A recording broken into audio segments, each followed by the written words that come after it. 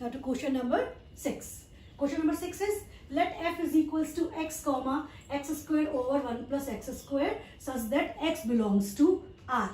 सबसे पहले बताइए बेटा ये x belongs to R ये किसको रिप्रेजेंट करता है? बिल्कुल सही, ये डोमेन को रिप्रेजेंट करता है. क्यों? क्योंकि डोमेन क्या कहता है? डोमेन कहता है वैल्यूज ऑफ x.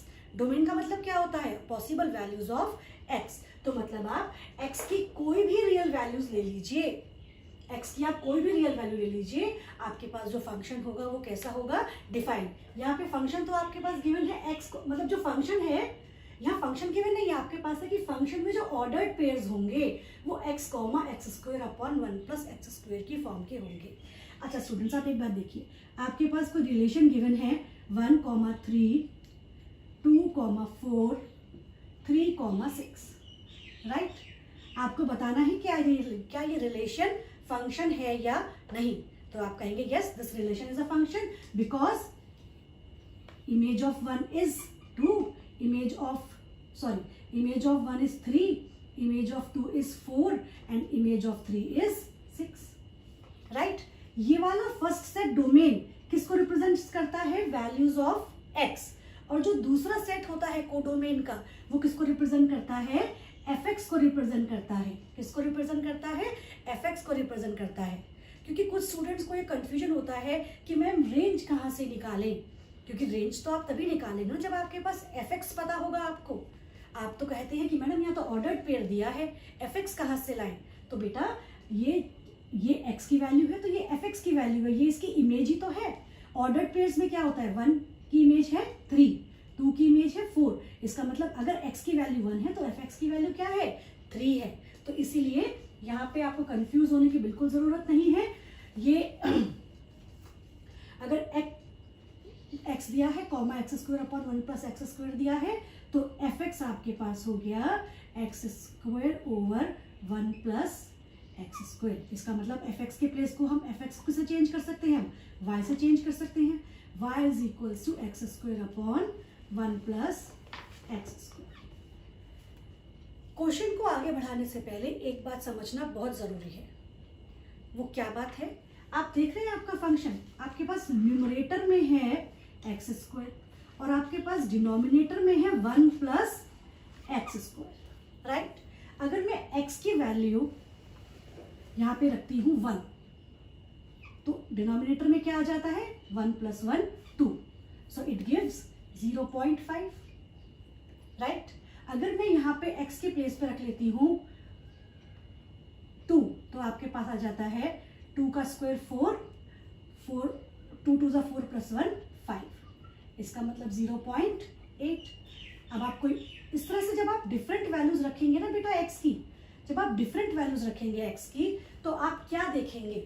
आप देखेंगे कि आपकी जो भी वैल्यू आएगी भाई आप कुछ और एक्स स्क्वायर अपॉन एक्स, आप मान लीजिए x के प्लेस पे आप 5 रख लीजिए तो 5 5 25 और 25 प्लस 1 26. डिनोमिनेटर आपका कैसा है? बड़ा है. तो आपके पास वैल्यू कैसी आएंगी? 0 पॉइंट समथिंग में आएंगी. तो आप किस कंक्लूजन पे निकले? आप इस कंक्लूजन पे निकले कि आपके पास जो y की वैल्यूज आएंगी वो सारी कैसी होंगी? वो सारी वैल्यूज 1 से छोटी होंगी. वो सारी वैल्यूज कैसी होंगी? वो सारी वैल्यूज 1 से छोटी होंगी. आप देख लीजिए 0.5, 0.8, 0. मैंने यहाँ पे सॉल्व नहीं किया है, वीडियो लंबा हो जाएगा. तो आपकी सारी वैल्यूज 1 से छोटी होंगी, राइट. तो अब इसे कैसे, ये वाली बात आपको क्लियर हो गई?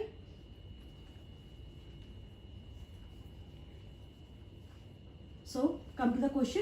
fx के प्लेस पे हमने रखा y इज इक्वल्स टू हो गया x square over 1 plus x square, cross multiply किया, ये हो गया y plus y x square is equals to x square.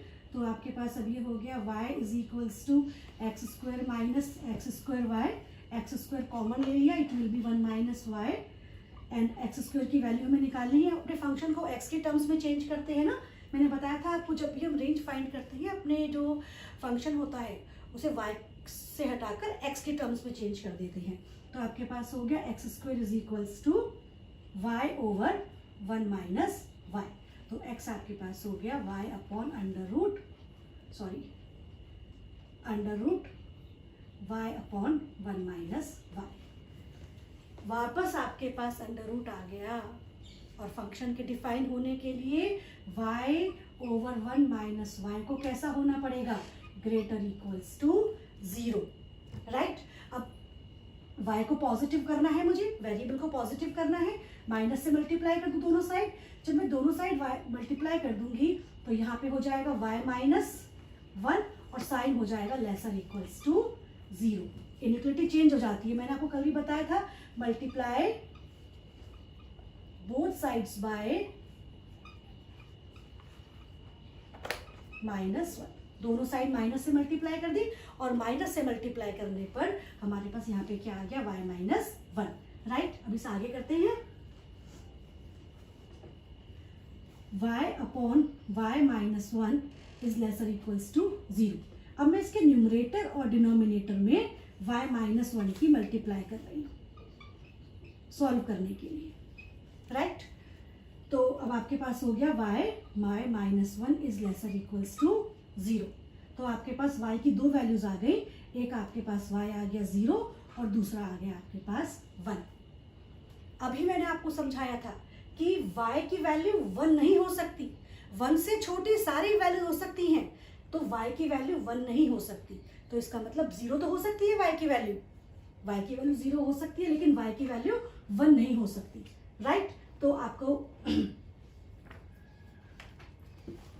तो इसका रेंज क्या हो जाएगा, तो आपके पास जो फंक्शन है उसका रेंज हो जाएगा 0 तो आ सकता है लेकिन 1 इंक्लूड नहीं होगा, क्योंकि आप कोई भी वैल्यू ले लीजिए, आप x की कोई भी वैल्यू ले लीजिए, ये आपको 1 नहीं देगा, राइट। लेकिन अगर आप x 0 रखेंगे, x आपने 0 रखा, 0 अपॉन 1 प्लस 0, आपके पास 0 इंक्लूड हो गया।